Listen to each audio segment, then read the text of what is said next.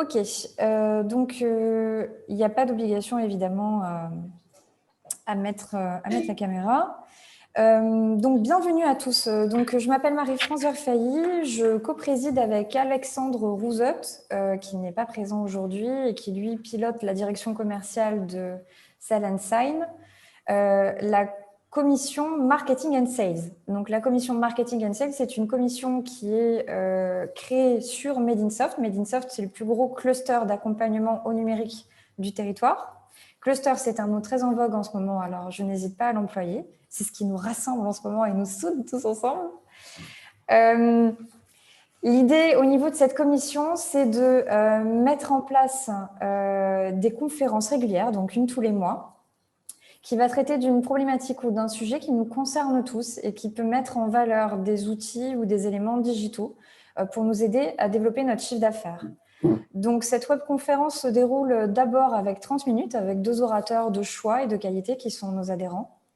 Et à l'issue de cette webconférence, nous prendrons un temps de réflexion en commun pour voir quels sont vos partages à vous d'expertise, d'expérience, ce que vous souhaitez ajouter à ce qui a été dit en petits groupes de 4. Les éléments que nous allons partager dans ces groupes de 4 seront retranscrits à l'écrit et vous seront soumis par retour mail pour validation et intégration dans un livre blanc. Livre blanc qui fera la promotion de chacun d'entre nous qui avons pris de notre temps pour participer à cette conférence de ce jour. Je vais donc laisser la parole à Jean-Luc et Eric pour nous parler du sujet du jour. Je vous laisse même dire le titre de la webconférence. À vous de jouer.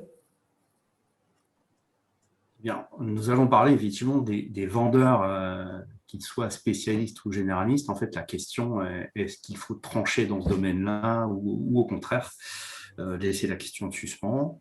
Ce qu'on va faire effectivement, du coup, on va se présenter. Je vais partager donc mon écran.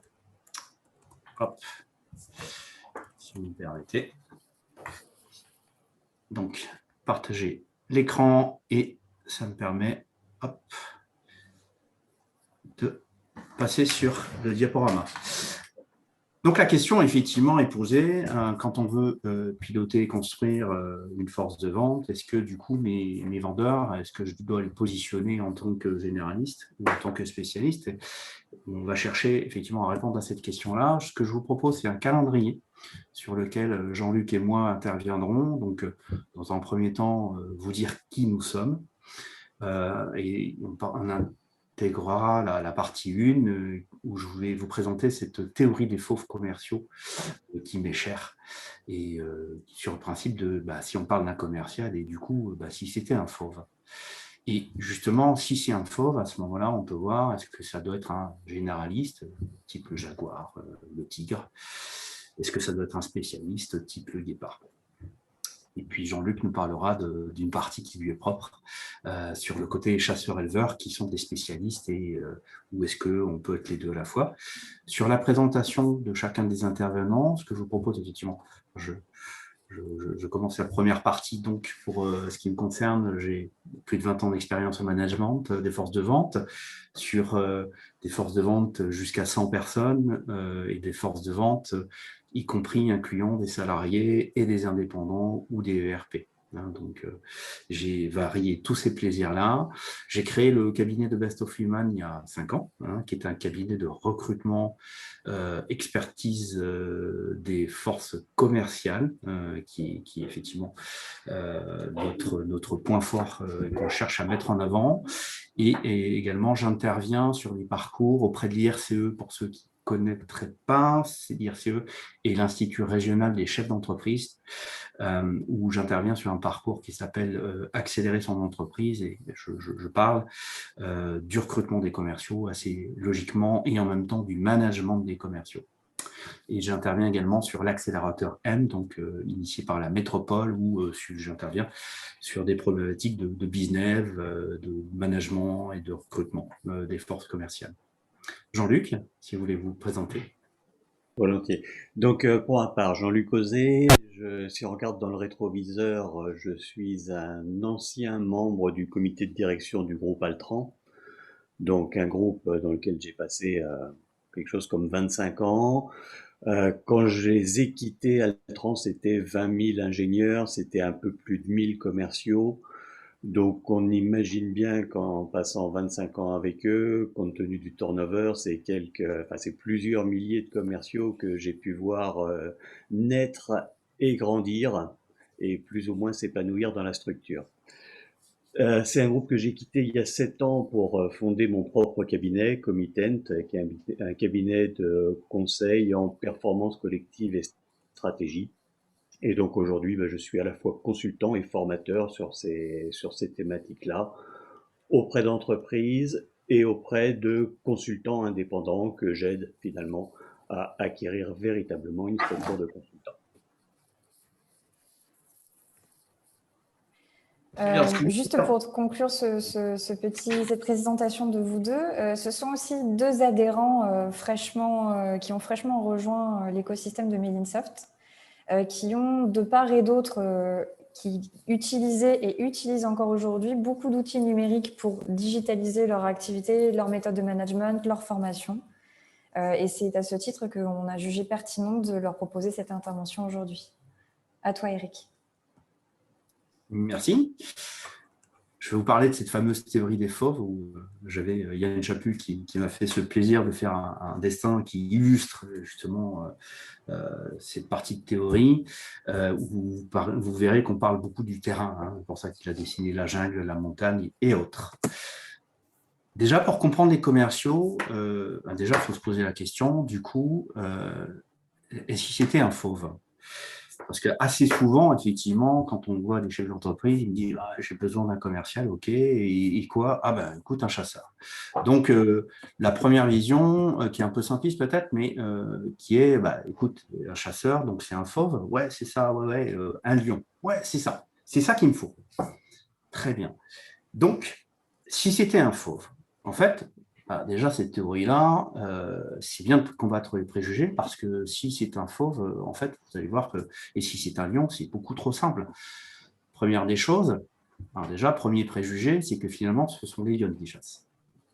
Voilà, finalement, la théorie n'était pas si précise que ça, mais les lions qui chassent et qui vont plus vite et qui chassent en groupe, qui ont même une stratégie, etc. En réalité, le lion, hein, pour m'être documenté, il chasse la nuit. C'est pour ça qu'on le voit un petit peu moins. Mais la réalité elle est plus complexe. Pourquoi? Parce qu'en réalité, des fauves, il y en a plein. On parle de lion, mais on parle de tigre, on parle de guépard, de jaguar. Voilà. Finalement, il y en a plein. Et on se rend compte qu'ils ont chacun des caractéristiques. Et parmi ces caractéristiques, en fait, ils les ont adoptées parce qu'il y a un terrain qui est particulier. Et en fait, les commerciaux, c'est exactement pareil. Finalement, recrutement un commercial, c'est OK, mais quel type de commercial? Qu'est-ce que tu vends? À qui tu le vends? Comment tu le vends? Où est-ce que tu le vends? Sous combien de temps tu le vends? C'est ça, la théorie des fauves, pour bien rappeler que finalement, il faut aller chercher le début de la vérité qui est sur la question elle-même. Tout ça pourquoi? Parce que le bon fauve, le bon commercial, qui a toutes les compétences adaptées, en fait, il faut qu'il soit sur un bon terrain. Là, vous avez un excellent chasseur. En termes de réalisation de ratio, c'est d'ailleurs le meilleur. Lui, il attrape une proie pour deux, 50%. Il faut savoir qu'on parlait des lions tout à l'heure, c'est 30%. 30%, elles attrapent quelque chose, 70%, elles ratent. Lui, c'est 50%, c'est le meilleur de tous les fauves. Mais ce meilleur de tous les fauves, si vous le mettez dans la jungle, il va mourir de faim. Ce qui veut bien dire qu'effectivement, comme un commercial, si vous le mettez sur le mauvais terrain, au mauvais moment, avec les mauvaises armes, il va mourir de faim. C'est exactement la même chose. Donc, le recrutement de commerciaux, déjà, part d'une base. Qu'est-ce que je dois avoir? Comment je vends? Qui je suis? Si on revient sur ces histoires de territoire de commercial, on se rend compte que j'ai plusieurs secteurs là, et finalement, je vais faire un grand raccourci, mais il y a des secteurs qui vont permettre de passer de l'un à l'autre et d'autres qui permettront moins. On imagine moins, effectivement, ou en tout cas, nous, en tant que commerciaux, recruteurs, on va moins chercher quelqu'un qui sort du BTP pour le placer dans la finance, sauf parcours particulier. Mais je parle de terrain, passer d'un terrain à un autre. Ce n'est pas les mêmes interlocuteurs. Quelqu'un qui est dans le BTP, il va aller voir des gens qui sont sur les chantiers, ça va être très opérationnel. Dans la finance, on verra des personnes différentes, on n'aura pas le même langage. Donc, ne faites pas chasser le guépard dans la forêt. Et c'est là où on arrive déjà sur finalement une spécialisation qui est, il y a les chasseurs, il y a les éleveurs. Au milieu, vous verrez qu'on parlera des développeurs qui sont à la fois chasseurs, à la fois éleveurs. Et c'est là où effectivement Jean-Luc et moi développerons cet aspect-là. Mais pourquoi finalement les critères sont multiples? En fait, ces critères-là, je vous en cite quelques-uns. Vous avez des ventes longues, vous avez des ventes courtes, en B2B, en B2C, en one-shot, en sédentaire, en itinérant. Mais également, vous avez des gens qui vont construire des offres. Il y en a d'autres qui vont faire du marché public. Il y en a qui vont vendre à la TPE. Il y en a qui vont vendre au grand compte. Il y en a qui seront évolutifs, d'autres un peu moins. Il y en a qui seront sur des prescripteurs. Il y en a qui seront sur du multi-interlocuteur. Il y en a qui seront sur du mono-interlocuteur. Donc, il y en a qui seront techniques, il y en a qui seront juste commerciaux, il y en a qui seront effectivement expérimentés, il y en a qui seront juniors. Donc, vous voyez, tous ces paramètres-là, finalement, quand on dit recrutement commercial, si je n'ai pas tous ces paramètres, forcément, je vais aller sur un terrain qui ne sera pas le terrain adapté au meilleur commercial qui est pour moi. Pour l'illustrer, regardez ce fauve-là. On le connaît tous, c'est le fauve cas par cas. Le chasseur, cas par cas. Typiquement, c'est un guépard. Un guépard, il court très très vite, mais pas longtemps. Donc plusieurs fois par jour. Et quand on s'appuie, on regarde un test sur lequel nous, on s'appuie lors des recrutements, on voit qu'il a une approche client très développée, une forte combativité et une propension à la prospection. C'est-à-dire qu'il n'a pas peur d'enfoncer des portes. Un vrai chasseur. Mais si on regarde un petit peu plus, la compréhension des besoins, elle est moins présente. Et ça, on se dit, tiens, c'est le commercial idéal. Ben non. Parce que regardez, je vous en montre un autre qui est un super chasseur aussi. Et là, effectivement, c'est plutôt un lion, lui. Il va avoir les mêmes approches en combativité prospection, sauf que lui, il a une plus forte compréhension des besoins, et ça, on en a besoin pour la vente de services, et il va être capable de vendre dans le long terme, alors que le guépard, c'est juste en court terme et en one-shot. Donc là, on voit bien qu'effectivement, les deux personnages sont deux chasseurs purs. Par contre, ça n'est pas du tout le même type de chasseur. Vous en avez un grand compte et un en one-shot auprès du B2C.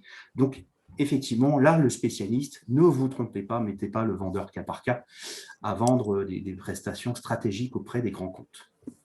Et si on va plus loin, quel est ce faux, en fait? Typiquement, c'est un éleveur.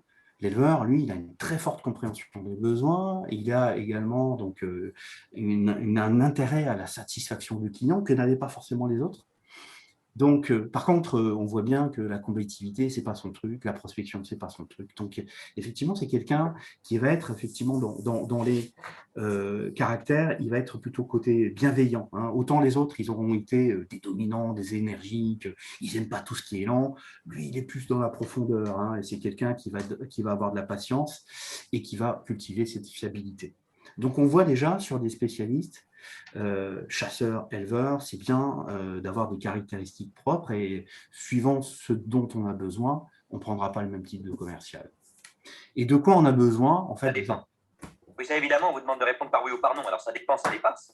Forcément, ça dépend. Est-ce qu'il faut un commercial spécialiste ou un généraliste? Ça dépend. Ça dépend de vous, ça dépend de votre offre, de votre secteur, de votre stratégie et du temps que vous en avez. Donc, si on commence déjà, on aura trouvé 3 catégories. On commencera effectivement chasseur-éleveur, et puis on parlera du secteur d'activité, puis après de l'axe stratégique de vente de chaque commercial. Et si on commence déjà par ce côté chasseur-éleveur, on va se rendre compte qu'on a d'un côté des spécialistes, de l'autre côté des généralistes, et le spécialiste de la chasse, c'est un vrai chasseur. Lui, son métier, c'est de remplir cette baignoire. Vous connaissez bien ce principe de remplir la baignoire. Par contre, il est assez mauvais pour cultiver effectivement la rétention de clients. Et à ce moment-là, il va beaucoup remplir, mais en même temps, il va beaucoup s'écouler, donc il va perdre du chiffre d'affaires. En contrepartie, si vous prenez un spécialiste uniquement éleveur, à ce moment-là, lui, il va réduire ce côté effectivement de la rétention client, enfin augmenter la rétention et réduire le churn des clients. Par contre, à ce moment-là, on aura beaucoup moins de rentrée de nouveaux clients, donc il n'est pas adapté si vous avez besoin dans le même temps de rentrer des nouveaux clients. Peut-être que la théorie, c'est au milieu des deux. Et ce n'est pas par hasard si vous voyez du rouge, si vous voyez du vert, si vous voyez du bleu. Effectivement, Jean-Luc nous en a parlé, puisqu'effectivement, on a tous des prédominances. Et en fait, même dans le recrutement, on n'a pas de 100% chasseurs, 100% éleveurs. On a toujours quelqu'un qui veut faire de la chasse, oui, parce qu'il aime ça, mais en même temps, il ne veut pas perdre les clients qu'il a gagnés. Hein. Tant qu'à faire, hein, autant pas avoir travaillé pour rien. Et à ce moment-là, on peut faire des efforts et on verra qu'effectivement, on choisira un profil plutôt qu'un autre, mais on peut développer en tout cas l'autre axe chez chacun d'eux. Donc, dans ces stratégies, est-ce qu'il faut un chasseur ou éleveur? Alors déjà, vous avez plusieurs marchés. Premier, il y a des marchés qui nécessitent des nouveaux clients en continu. Alors là, j'ai mis un exemple d'écran tactile, interactif, mais prenez l'exemple cas par cas dont je vous parlais tout à l'heure. Hein, vendre des fenêtres, on ne les vend qu'une fois, hein, même si on peut les revendre un petit peu plus tard. Il y en a d'autres qui nécessitent de développer et d'entretenir. Donc à ce moment-là, effectivement, tout ce qui est en matière de services, logiciels, etc., il faut bien garder des clients. Et puis parfois, on a besoin des deux spécialistes, hein, à la fois de rentrer des clients et de les garder. Hein, donc la stratégie et le secteur d'activité prédominent et déterminent en fait quel va être le type de spécialiste qu'il faut. Si on va sur le métier lui-même, le sujet est vaste aussi. Alors, qu'est-ce que c'est qu'un spécialiste? Un spécialiste, effectivement, c'est quelqu'un qui va être un expert de son métier. Donc là, typiquement, la panthère des neiges, regardez, elle est complètement camouflée. Quelqu'un qui est capable de, un fauve qui est capable d'aller dans la montagne, de supporter des températures extrêmes, vous vous doutez bien qu'on ne peut pas mettre n'importe quel fauve dans ce domaine-là. Et là, qu'est-ce qui va déterminer le fait qu'il faut un spécialiste? C'est le fameux secteur. Et plus il est technique, plus il faut effectivement de l'expertise. L'interlocuteur, pensez au DSI. Hein, je parlais à un DSI, il faut quand même que si je parle de son métier, il faut quand même que je sache de quoi je parle et la complexité de l'offre qui va être effectivement technique ou longue à vendre. Et à ce moment-là, je vous prends un exemple, c'est le business manager en ESN qui vend du forfait. C'est-à-dire qu'avec un vrai projet, je vais axer des objectifs, je vais avoir un cahier des charges que je vais déterminer et je vais répondre à ce cahier des charges en parlant du métier de mon interlocuteur. Alors là, clairement, je dois être un spécialiste et je ne peux pas envoyer un généraliste pour parler de ça. Quel va être le généraliste? Le généraliste, c'est quelqu'un comme le tigre. Voilà. Qui va peut-être parfois être sur des secteurs connexes, hein, c'est-à-dire pas directement dans le cœur du métier de son client, ou alors qui va parfois être multisecteur ou multiproduit ou multi-interlocuteurs. Et pourquoi le tigre? Parce qu'en fait, le tigre, il est très bien partout. Hein. Vous voyez, dans le désert, dans la jungle, dans la neige, dans l'eau, il est très bien partout. Mais en fait, il est parfait nulle part. Donc, c'est quelqu'un typiquement qui sait s'adapter. Et si je devais traiter des exemples particuliers, donc le business manager en ESN, pas le même. Là, on est sur de l'assistance technique. C'est-à-dire que je fais de la délégation d'ingénieurs. Donc, à ce moment-là, je suis sur des RH, sur du technique, mais je ne suis pas dans le cœur du process. Et donc, à ce moment-là, je peux être généraliste. L'autre généraliste que je cite, c'est par exemple l'ingénieur d'affaires type Airbus hélicoptère qui va vendre des hélicoptères. Et il va les vendre à qui? Il va les vendre à des politiques, à des militaires, à des VIP, à des industriels. Donc, il va parler politique, il va parler stratégie, il va parler technique, il va faire de la compensation, il va faire de l'économique. Donc, vous comprenez bien qu'effectivement, c'est quelqu'un qui va s'attarder à tous les terrains. Et donc là, oui, il faut un généraliste métier. Donc, le terrain détermine la stratégie et là, on retrouve notre panthère des neiges qui est bien placée dans la montagne, le guépard qui est sur du terrain plat, le lion, etc. Il faut bien comprendre qu'effectivement, le secteur d'activité détermine aussi s'il faut un spécialiste ou un généraliste. Si vous êtes, je ne sais pas, dans l'hygiène, vous serez plutôt un généraliste et encore, suivant ce que vous vendez comme hygiène, vous pouvez être un spécialiste de votre métier. Donc, effectivement, on arrive sur des dénomination qui est la cible et en fonction de l'activité elle-même, de la technologie, de votre interlocuteur. Donc, pour chaque société, la réponse est différente, c'est ça qu'il faut comprendre. Et si on s'en tient au process de vente, en fait, on va trouver effectivement des spécialistes, mais avant tout des généralistes. La tendance est effectivement d'aller sur de la spécialisation. Le généraliste du process de vente, lui, il vend de tout.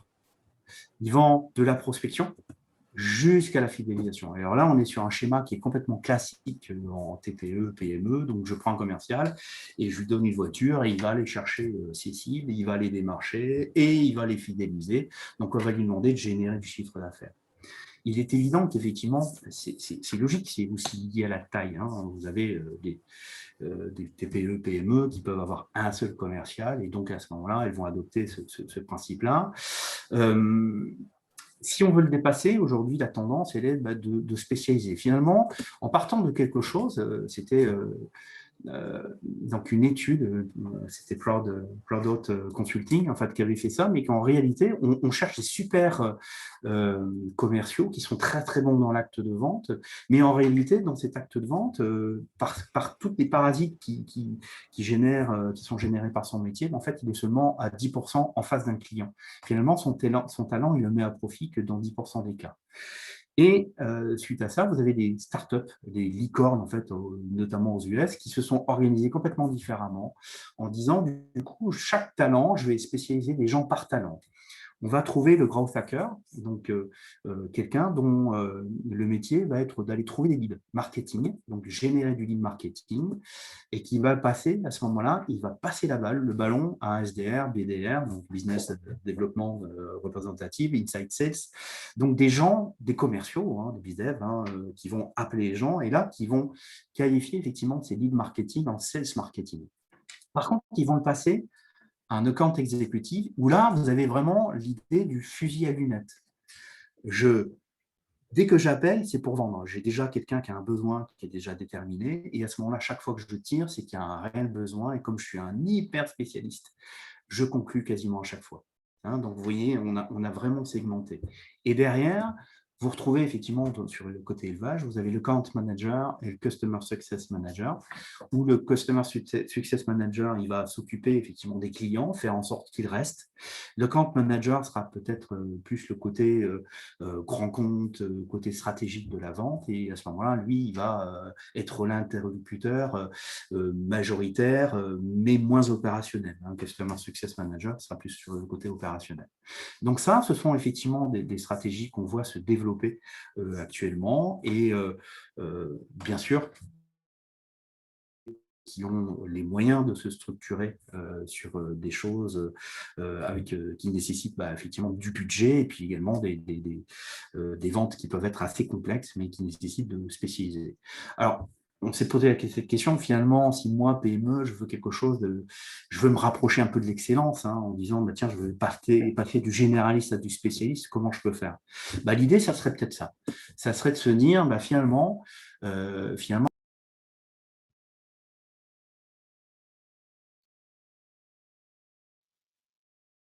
Tu n'as plus de micro, Eric. Eric, ton micro est coupé.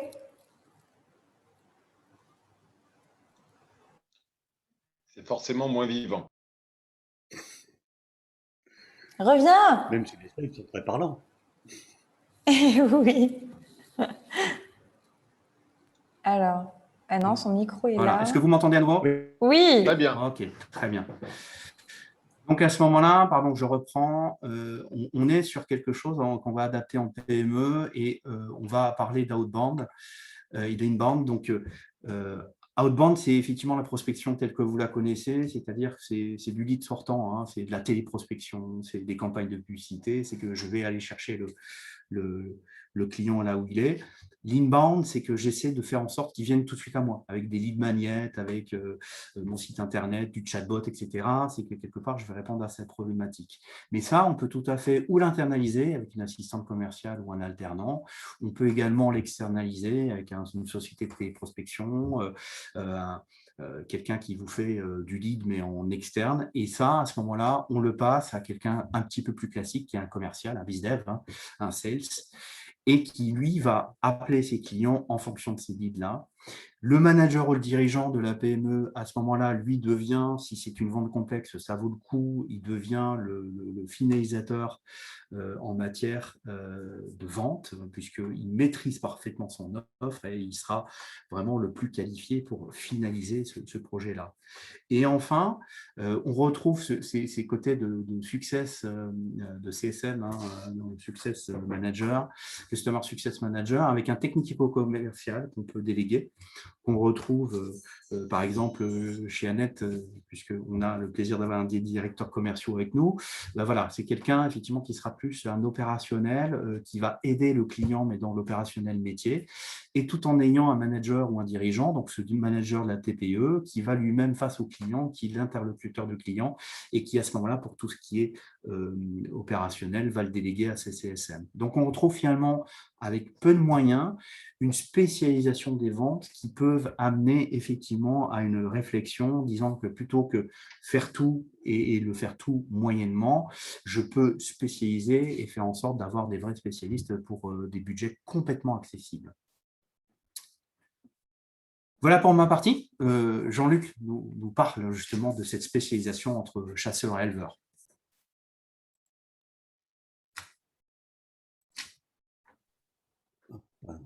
Merci Eric.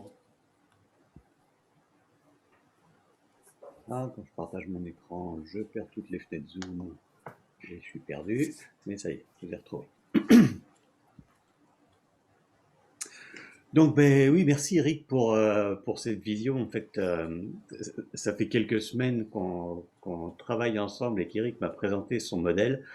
Et je vous cache pas que avoir ça en tête il y a quelques années, ça m'aurait évité 2 ou 3 erreurs de recrutement de commerciaux un peu atypiques pour lesquels ben, j'étais parti sur mon modèle habituel de je cherche des commerciaux qui sont comme j'ai l'habitude qu'ils soient. Et quand on les met sur un terrain qui n'est pas le même, eh ben ça marche pas forcément très bien, je peux le confirmer. Parmi les différents axes de spécialisation qu'a évoqué Eric, il y en a un que j'aimerais évoquer un peu plus en profondeur, c'est l'axe chasseur ou éleveur, ou les deux à la fois. Et pour revenir sur cette question de chasseur ou d'éleveur, en réalité, ce qui se cache derrière ces termes, ce sont des préférences comportementales. Le chasseur, le fauve dont parlait Eric particulièrement, manifestera particulièrement un comportement de dominance. C'est quelqu'un qui vit dans un monde hostile, dans lequel il est essentiel de mettre son environnement à sa main. L'éleveur, au contraire, c'est quelqu'un qui, lui, va vivre dans un environnement familier où il sera important de faire preuve plutôt de stabilité. Alors, s'il y en a parmi vous qui connaissent le modèle DISC, j'imagine qu'ils me voient venir le modèle DISC de William Marston. Et ce qu'a mis en évidence William Marston, ce sont ses préférences, des préférences comportementales qui sont issues de la façon dont nous percevons notre environnement. Et c'est une perception qui vient de très loin, puisqu'elle se forge dans l'enfance, dans l'adolescence, et que finalement, elle ne varie pas tellement tout au long de la vie. Et si on reste sur ce modèle et sur cette conviction que les choses ne changent pas, on serait donc, en apparence, irrémédiablement, soit chasseur, soit éleveur, pour toute la durée de notre vie. Alors, si on creuse un peu plus ces notions de dominance, cette couleur rouge que lui attribue William Marston, on peut facilement lui associer des mots comme décision, action, résultat. Les gens qui seraient animés par cette énergie seraient des gens qui seraient assez naturellement fonceurs, énergiques, indépendants. Donc on se dit que ce sont de belles qualités pour un chasseur, pour un commercial. Et ce qui leur fait le plus peur à ces gens-là, c'est la lenteur, c'est l'ennui, c'est la perte de contrôle. Et c'est pour ça qu'ils ne sont pas naturellement à l'aise dans le développement d'un compte. Pour eux, s'adapter au rythme de leurs clients, faire preuve d'écoute, faire preuve d'empathie, c'est vraiment très très loin de ce qu'ils font le mieux. C'est des gens qui peuvent être tellement focalisés sur le résultat qu'ils peuvent facilement perdre de vue une grande partie de tout ce qu'on appelle l'intelligence relationnelle. J'imagine que quand je dis ça, vous identifiez assez facilement dans votre entourage des gens dont vous vous dites « Ah ouais, là, lui, il est vraiment dans le rouge ». À l'inverse, la stabilité, la couleur verte de William Marston, elle, on peut l'associer à des mots tels que la bienveillance, la patience, la fiabilité. Et les gens qui vont être animés par cette énergie, c'est des gens qui seront très à l'écoute, qui seront soucieux de développer des relations personnalisées avec leur entourage, des gens qui seront toujours prêts à aider, à encourager, à prodiguer des conseils aux autres. Et rien ne leur fait plus peur que le conflit, le non, les changements rapides dans leur environnement. Et c'est pour ça que eux ne sont naturellement pas très à l'aise dans la conquête des nouveaux clients, dans des rencontres qui ne s'inscrivent pas dans la durée. La réactivité, la rapidité, c'est pas leur truc. Et les refus qu'il faut encaisser des prospects qui ne veulent pas acheter ou qui n'ont pas de besoin, pour eux, sont vraiment des sources d'inconfort majeurs. Alors, là aussi, j'imagine facilement que dans votre environnement, vous identifiez sans grande difficulté un certain nombre de personnes dont vous vous dites ouais, il est plutôt dans le vert.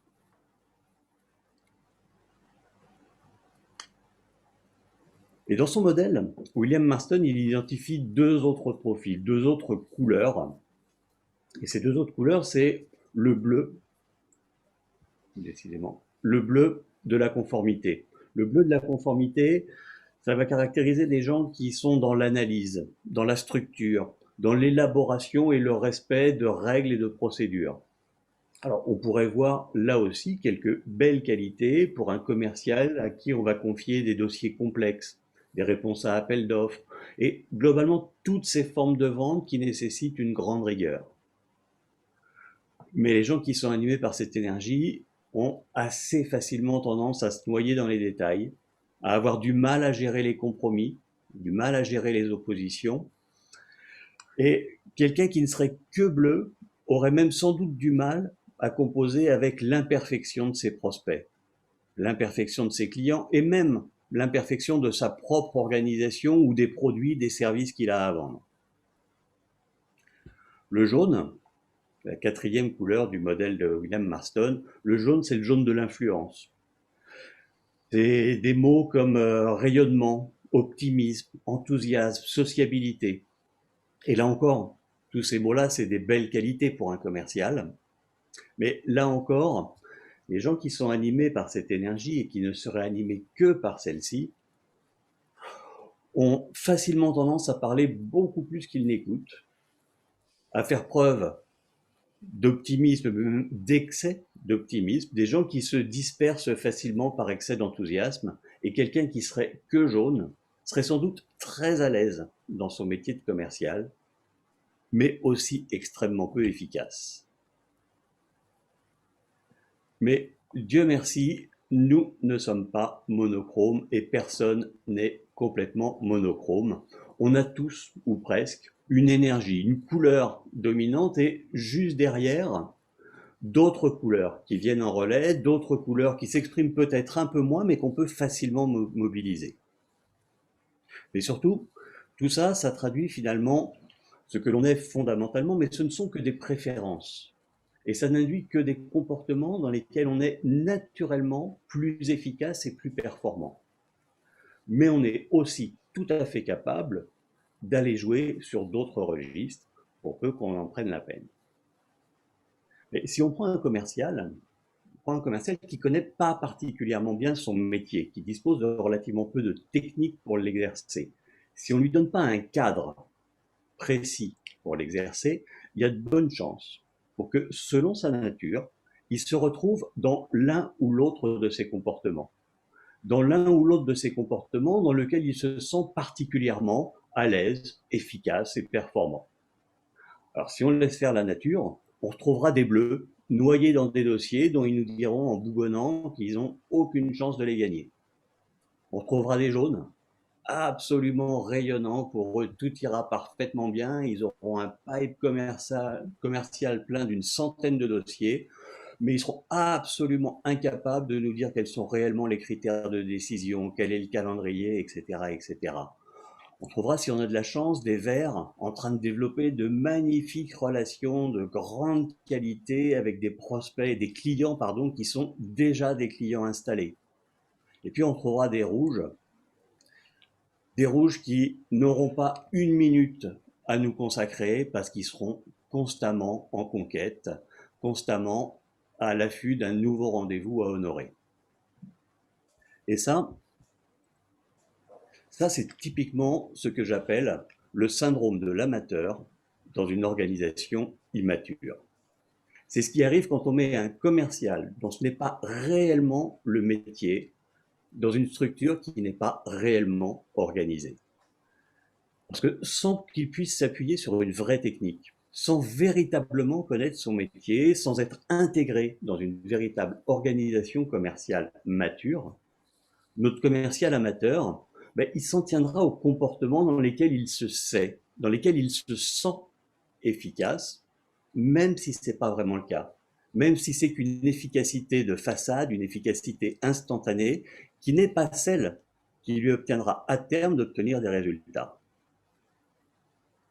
Alors, quand je parle de technique, quand je parle de métier, d'organisation, de quoi est-ce que je parle et en quoi est-ce que réellement ça permet d'éviter ce syndrome de l'amateur? Que la vente soit un métier, que ça s'appuie sur des techniques précises, je pense que c'est une surprise pour personne. Alors, bien sûr, malgré tout, il y a des commerciaux qui font tout ou presque de façon intuitive, de façon spontanée, à l'instinct. C'est ce que j'appelle des amateurs. Et il y a de très bons amateurs. Ça n'empêche pas certains d'entre eux d'avoir beaucoup de talent, beaucoup de réussite, mais c'est une réussite qui reposera essentiellement sur une combinaison d'énergie, d'instinct et de talent personnel.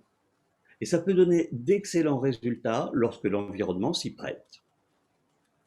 Mais pour peu qu'il faille forcer un peu sa nature, parce qu'on est sur un environnement qui n'est pas tout à fait celui qui nous est naturel, alors on aura besoin de plus que ça. L'amateurisme ne suffira pas. Et c'est là qu'on aura besoin d'un vrai professionnel. Et un vrai professionnel, c'est quoi? C'est quelqu'un qui va réunir toutes les mêmes qualités d'énergie, d'instinct et de talent, mais qui pourra ajouter à ça une méthode de vente structurée qui lui permettra effectivement de forcer sa nature et d'aller jouer dans un registre où l'instinct ne sera plus sa seule qualité. Et cette méthode structurée, ça permettra par exemple, si on reprend le modèle de Marston, ça permettra aux bleus qui n'aiment rien tant que respecter des règles, de trouver l'appui dont ils ont besoin pour aller de l'avant, même quand ils ne peuvent pas tout analyser, même quand ils ne peuvent pas tout préparer, comme ils aiment tant le faire. Ça permettra aux verts qui craignent et qui fuient toute forme, ça leur permettra de trouver une forme d'abri. Ça leur permettra de ne pas prendre pour eux les refus des prospects. Typiquement, ils appliquent une méthode, donc le prospect, ce n'est pas à eux qu'il dira non, c'est à la méthode qu'on leur demande d'appliquer. Les jaunes qui ont tellement tendance à s'enthousiasmer, trouveront dans les règles, dans la méthode, le moyen de ne pas se disperser sans qu'il soit constamment nécessaire de les recadrer. Les rouges qui ont besoin d'indépendance, qui ont besoin d'autonomie, ils y trouveront une définition claire des limites à l'intérieur desquelles ils pourront exprimer cette indépendance, ils pourront exprimer leur autonomie sans avoir en permanence le sentiment d'être bridés.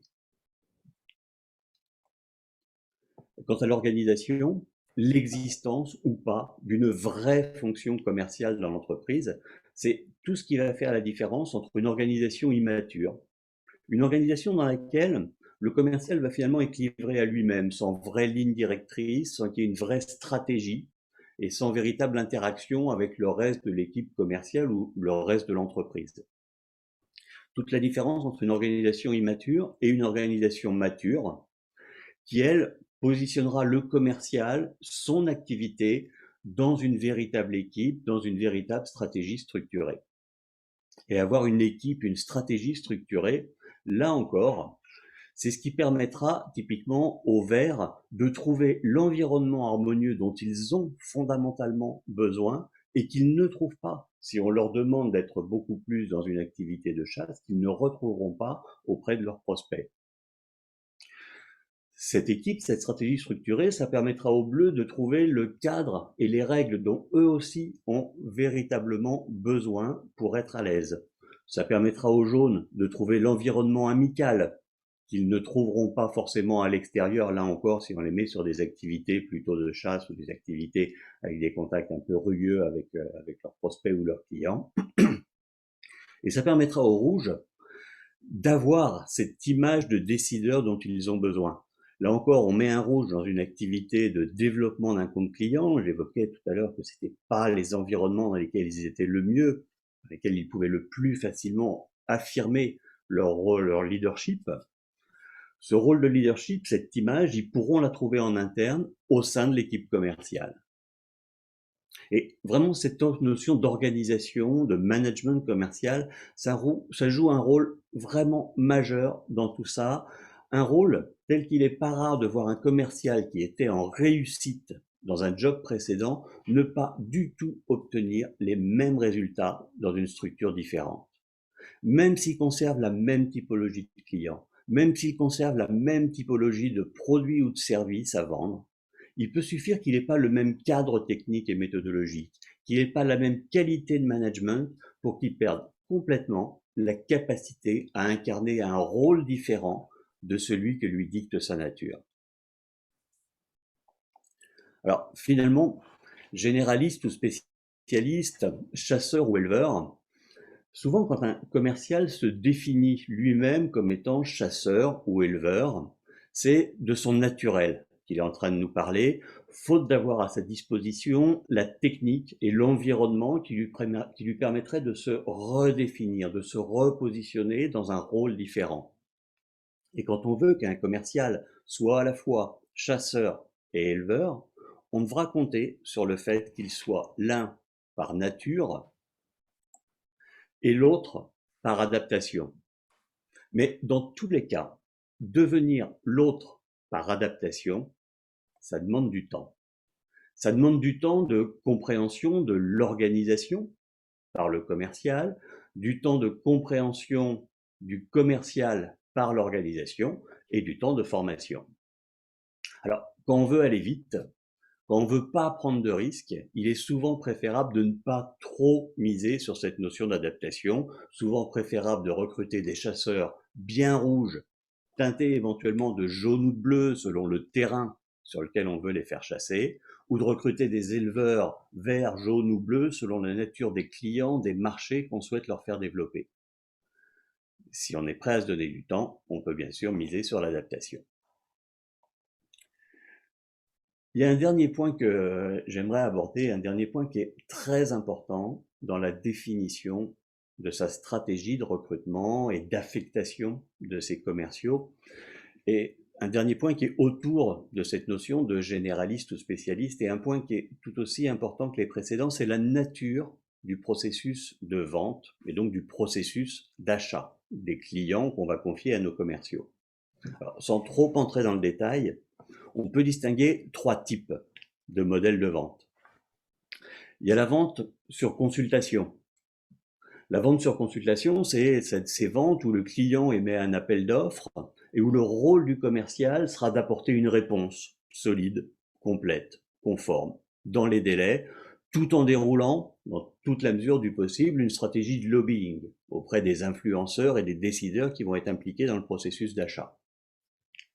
Deuxième type de vente, c'est la vente par relation. Là, on est dans ces cas où le client sait ce dont il a besoin et le rôle du commercial, ça sera d'être auprès de lui au bon moment, avec la bonne capacité d'écoute et la bonne capacité à créer la relation de confiance. Puis le dernier type de vente, c'est la vente par émotion. Ces ventes dans lesquelles le client ne sait pas ce dont il a besoin.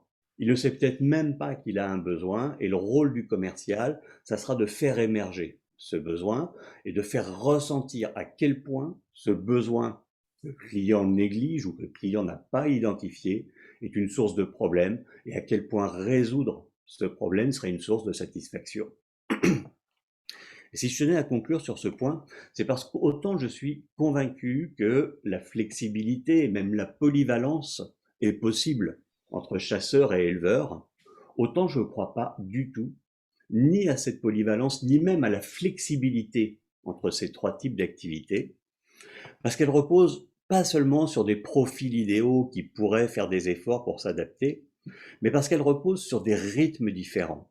Et en reposant sur des rythmes différents, elle repose sur des flux de satisfaction, des flux d'alimentation des circuits du plaisir qui ne sont pas du tout les mêmes et qui font que si on doit faire cohabiter ces différents types de ventes, selon notre nature, on sera toujours beaucoup plus attiré vers l'une d'entre elles, vers celle qui nous est la plus familière, vers celle qui nourrira le plus notre circuit du plaisir personnel.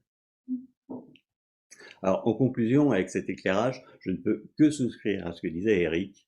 Le succès d'un commercial, d'une équipe, ça repose vraiment sur une étude fine des missions, des terrains, tant externes qu'internes, sur lesquels on va vouloir les faire jouer. Eric, je vous repasse la main pour Tout à fait. conclure définitivement. Cette conclusion est tout à fait dans cette veine-là. De toute façon, l'arbitre, c'est le temps. Le temps, est-ce que finalement, ces caractéristiques, je peux les faire bouger? Sur le côté management dont vous avez parlé, je suis complètement en phase, puisque j'ai une phrase qui dit que nous, cabinet en recrutement, on va essayer de trouver une jolie rose. Cette rose, par contre, si on la plante dans le sable, elle va mourir. Le management commercial, c'est un terrain fertile, effectivement, pour l'épanouissement des talents des commerciaux. Par contre, ce talent-là, si la société est absolument pressée, il vaut mieux jouer du plug and play, c'est-à-dire prendre quelqu'un qui est déjà formé pour ce métier-là. Par contre, il est clair que les plus beaux résultats, ce seront ceux qui sont dans le temps, effectivement, sur le côté adaptation dont vous parliez tout à l'heure, effectivement, plutôt que sur mesure, c'est le côté adaptation en accent à la fois le management et la personnalité qui évolue en fonction du besoin du client. Voilà pour notre conclusion. Merci beaucoup à tous les deux. Comme je vous l'avais annoncé au début de la webconférence, il y a un groupe de réflexion sur lequel on va vous inviter à venir par groupe. Pour le coup, comme on est peu nombreux et qu'il ne reste pas beaucoup de temps parce que le contenu était de qualité, mais il était très dense. On a été trop bavard. Oui, on le savait avant que ça démarre, mais là, il reste 10 minutes. Donc, je propose de voter à main levée. Déjà, je vous invite à couper l'écran, à ne plus partager l'écran. Hop. Voilà. Je vous invite à me dire par main levée, doigt levé, ou voilà, me dire si vous préférez qu'on fasse comme ça un rapide tour de table, vu que pour 10 minutes, peut-être que créer des petits groupes me paraît un peu compliqué. Ou vous voulez quand même qu'on fasse des groupes et vous avez quelques minutes pour déborder. Tour de table. Tour de table? Ok. Il y en a un, c'est celui qui parle qui a raison, en général. Voilà, 100% des voix pour le tour de table. 100% des voix. Il y en a qu'un qui a parlé, il a dit ça. Très bien. Donc, un rapide tour de table. Et puis, donc, pour le tour, j'ai Thierry en premier sur l'écran, Thierry Berthoud. Thierry, est-ce que tu peux nous dire un petit mot sur qui tu es, ce que tu as pensé, si tu veux rajouter quelque chose? Oui, volontiers. Donc, nous, je m'occupe d'une entreprise qui est une entreprise spécialisée dans la distribution, l'édition, la fabrication et la distribution d'articles pour enfants. Mes clients sont la grande distribution, la distribution spécialisée, des revendeurs en général. Et on fait également une partie de produits spéciaux à façon en tant que fabricant, parce qu'on est plasturgiste, on a 2 usines de plasturgie en France. Voilà. Entre autres, mais on fait également, donc les catégories de produits qu'on travaille, c'est du jouet, de la puriculture et du meuble. Voilà. Pour faire ça très, très, très rapidement. Donc, on travaille, donc moi j'anime une force de vente, donc moi je suis l'animateur de la société, et donc j'ai une force de vente terrain constituée de 2 comptes clés et d'agents commerciaux territoriaux par territoire, avec une subtilité, c'est que c'est un peu plus compliqué que ça, parce que sur certains territoires, j'ai des agents commerciaux qui sont fléchés puriculture, d'autres plutôt jouets. C'est assez traditionnel comme façon. On n'a pas la masse critique pour avoir des exclusifs et on n'a pas non plus la masse critique. Et on a je préfère prendre des agents commerciaux que des VRP. Donc j'ai bien l'habitude, ça fait une vingtaine d'années que je m'occupe d'organiser ou de participer à l'organisation de forces de vente terrain. C'est un secteur que je connais pas mal. Je trouve ça très intéressant. Je ne connaissais pas la grille d'analyse de DISC, DISC. Je trouve qu'elle est assez sympa. Je n'étais jamais arrivé jusqu'à moi.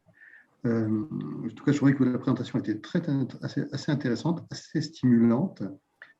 Moi, j'ai juste une toute petite remarque d'ordre, je ne sais pas dans quelle mesure ça rentre dans vos mappings, mais c'est juste une petite anecdote, puis après je passe la parole. La première, quand j'ai commencé à animer une force de vente un peu plus structurée dans une boîte internationale, j'avais embauché une collaboratrice spécialisée dans le secteur. Voilà. Et puis, c'était plutôt une vente, j'allais dire, par relation, autre chose. Et il y avait quand même un aspect développement. Enfin, toujours est-il qu'au bout de 3 mois, la personne n'avait fait aucune vente, n'avait signé aucun contrat. Et mon PDG m'avait convoqué, il m'a dit, mais est-ce que vous pensez qu'elle a le virus? Voilà. Et c'est ce que je ne retrouve pas dans votre présentation, c'est cet aspect, enfin, le virus, en ce moment, ça a une connotation particulière, mais le virus, quand même, la personne, quand on a des commerciaux, in fine, malgré tout ce qui a été dit à la fois sur la nature, la façon dont on peut contrebalancer, quels sont les problèmes, etc., et vraiment, c'est super intéressant. Je trouve qu'il y a quand même un petit point d'irrationnel, etc., qui est, est-ce que cette personne, au fond, elle a le virus de la vente, quelle que soit quelque part sa couleur. Voilà ce que je voulais exprimer. Je souscris, c'est vrai. Bah, écoute, ça sera rajouté, merci de ta contribution. La personne suivante, celui qui a dit qu'il voulait faire un tour de table, par exemple. Oui, moi j'ai beaucoup, c'est Laurent Frango, donc Société Annette. On a un de mes collègues est présent aussi. On a 2 types de forces de vente. On a ce qu'appelait Eric tout à l'heure, des chasseurs et des éleveurs. Donc effectivement, on est confronté systématiquement au moment du recrutement à des choix. Et ces interventions nous donnent quand même des grilles de lecture intéressantes parce que le disque adapté au recrutement, c'est vrai que je l'avais jamais utilisé. Je l'avais utilisé plutôt dans la version management. Alors après, les questions qu'on peut se poser quand on recrute, parce que c'est des questions, et mon collègue Benoît, qui interviendra peut-être tout à l'heure, va peut-être le confirmer, c'est, nous, notre vraie question, c'est à partir de ça, on a choisi le bon profil, on intègre la personne, on essaye de lui inculquer le virus parce qu'il y a une partie, il y a une partie aussi management. Dans l'acte managérial, pour moi, on doit donner envie. On doit les premiers temps, nos commerciaux nous sont pas attachés.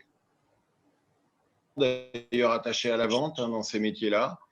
Donc, on doit vraiment leur donner envie, leur faire briller les yeux. Et ça, je pense que au-delà même du côté choix de la personne, c'est l'environnement et on ne peut pas agir sur la personne, mais on peut agir sur son environnement et sur sa motivation. Maintenant, il y a 2 questions. C'est est-ce que quand on a un chasseur ou un éleveur, ces profils sont réellement évolutifs? On a eu une partie de la réponse, mais nous dans la gestion des carrières, on va en avoir besoin. Et la deuxième chose, c'est qu'en est-il de la fidélisation de ces commerciaux? On sait qu'un commercial a une durée de vie globalement, on a pu constater que c'était entre 5 et 7 ans. On recrute pas, quand on fait du recrutement, on a toujours l'impression d'intégrer une personne pour l'éternité. On le fait toujours pour l'éternité, mais on a une durée de vie de 5 à 7 ans. Donc à partir de là, comment on les fait évoluer? Et puis, comment on arrive à les faire basculer éventuellement de chasseurs à éleveurs ou comment leur redonner de la motivation? C'est très pertinent et effectivement, on travaillera la question avec Eric et Jean-Luc sur le livre blanc. La réponse, à mon avis, se cache à la fois dans l'environnement dont parlait Eric et dans l'environnement physique dont parlait Eric et l'environnement humain, comme le disait Jean-Luc. Je pense qu'il y a un peu de ça, il n'y a pas que ça, mais effectivement, il y a de ça. Mais les pistes d'évolution des uns et des autres ne seront effectivement pas du tout les mêmes. Voilà, mais disons que oui, ce sujet-là est intéressant à creuser. Le tout, c'est pas de les installer sur le terrain, effectivement, il faut les y garder, quoi. Il faut leur donner envie, les garder, et puis on perd de toute façon, on le sait très bien, parce qu'il y a la phase recrutement, donc là on est purement dans le choix du commercial, mais derrière il y a toute la période d'intégration, parce qu'on sait très bien qu'on perd la majorité de nos commerciaux dans les 8, alors peut-être que mes collègues de la conférence vont intervenir, mais on les perd soit au moment de la période d'essai, soit dans les 6 mois après. On sait qu'au-delà de 18 mois, on va les garder longtemps, mais avant 18 mois, ça reste une période instable, quel que soit d'ailleurs le profil. Merci beaucoup, Laurent. Il est 14 heures et on n'a pas eu le temps de faire les présentations de tout le monde et de faire un tour. Ce que je vous propose de faire, si vous êtes d'accord, vu qu'on a vos coordonnées, vous pouvez les mettre en commentaire en partant, en précisant si vous souhaitez être recontacté par certaines personnes ici, effectivement, c'est le moment de le mettre. Et nous, de notre côté, sur Made in Soft, ce qu'on fera, c'est qu'on vous recontactera pour ceux qui n'ont pas pu prendre la parole, pour voir ce que vous auriez aimé justement ajouter et qu'on n'a pas eu le temps de faire là sur ce temps consacré. Beaucoup sont partis parce qu'ils avaient un engagement à 14 heures. J'imagine que c'est le cas de quasiment tout le monde ici. À moins que quelqu'un veuille dire un petit mot pour la fin. Non, très bien, Louis applaudit. Ça marche aussi. En tout cas, merci beaucoup. Oui ? Moi, je veux bien parler, oui. Un petit mot pour la fin. Un petit mot rapide. Je trouve que les deux présentations étaient très intéressantes, très complètes. C'est vraiment l'état des lieux à aujourd'hui des forces de vente, ce qui a été vu. Je mets juste un bémol. Je dis il faut adapter sa force de vente pour moi en fonction aussi des clients, c'est-à-dire de la concurrence, comment les concurrents sont organisés sur le marché sur lequel on est, et qu'est-ce qu'acceptent les clients et qu'est-ce qu'ils ont besoin de recevoir comme information et comme proximité. Premier point. Deuxième point, ça a été évoqué, l'aspect temps. C'est vrai que c'est un sacré problème. Pour moi, je pense que chaque commercial peut évoluer dans différentes catégories, à condition d'y mettre du temps et le faire évoluer. Et moi, j'ai toujours été pratiquant du management, le leadership situationnel, c'est-à-dire d'adapter le management au niveau de compétence sur une tâche précisément, sur une tâche donnée pour le commercial et pas le mettre dans une catégorie générale. Ça, c'est un truc qui me gêne un peu, ça. Et pour terminer, je me dis, tout ce qu'on a montré là, est-ce que c'est adapté aux générations qui arrivent maintenant, où, mine de rien, on les met dans des catégories très limitées, un petit peu comme dans une usine derrière des robots. Est-ce que c'est adapté alors que c'est des générations qui sont des générations zapping et qui ont besoin qu'on prenne du temps pour expliquer le sens des choses et ce qu'il faut faire. Je trouve que on a vraiment avancé, tout ce qui a été montré, tout ce qui s'est passé avant, mais pour la suite, est-ce que de mettre les gens dans des catégories quand même et de se dire il est comme ça et on n'a pas assez de temps pour le faire évoluer, est-ce que c'est pas risqué avec les générations qu'on a aujourd'hui? Oui, tu poses la question de l'avenir du modèle, en fait. Et oui, c'est pertinent. L'avenir maintenant avec les jeunes générations et l'avenir... Et d'ailleurs, c'est un sujet, on ne l'a pas abordé sous cet angle, mais j'en ai beaucoup parlé avec Eric et Jean-Luc, et le Covid change beaucoup le comportement justement de ces personnes qui sont sur le marché, à être recrutées ou déjà employées. Et c'est encore plus flagrant sur les jeunes générations. Donc, ouais, très pertinent, Pascal. Merci pour ton retour. Oui. Bon, la demi-réponse, en fait, c'est que les gens passent de l'un à l'autre. Ils passent du gros hacking au inside sales, puis après account manager, etc. Ou alors ils s'en vont, ils changent de société. Mais c'est une excellente question, Pascal. Effectivement, le facteur temps va être encore plus important dans ces générations zapping. On aura encore moins le temps de les faire évoluer. Bon, merci beaucoup à tous pour votre participation. Merci. On a eu la chance d'avoir la présidente de Made in Soft qui nous a rejoint en cours de route pour vous écouter. Elle ne peut pas prendre la parole, mais elle vous transmet à tous ses plus sincères salutations. J'espère que le contenu vous a ravi et merci vraiment pour vos expertises, pour vos retours. On vous contactera pour avoir un peu plus de détails sur ce que vous voudriez apporter à ce groupe. Et en attendant de se revoir, n'hésitez pas donc à laisser vos coordonnées, vous recontacter là avant de quitter la salle. Merci à tous et je vous souhaite une bonne après-midi. Merci. Au revoir. Merci, au revoir. Merci, au revoir.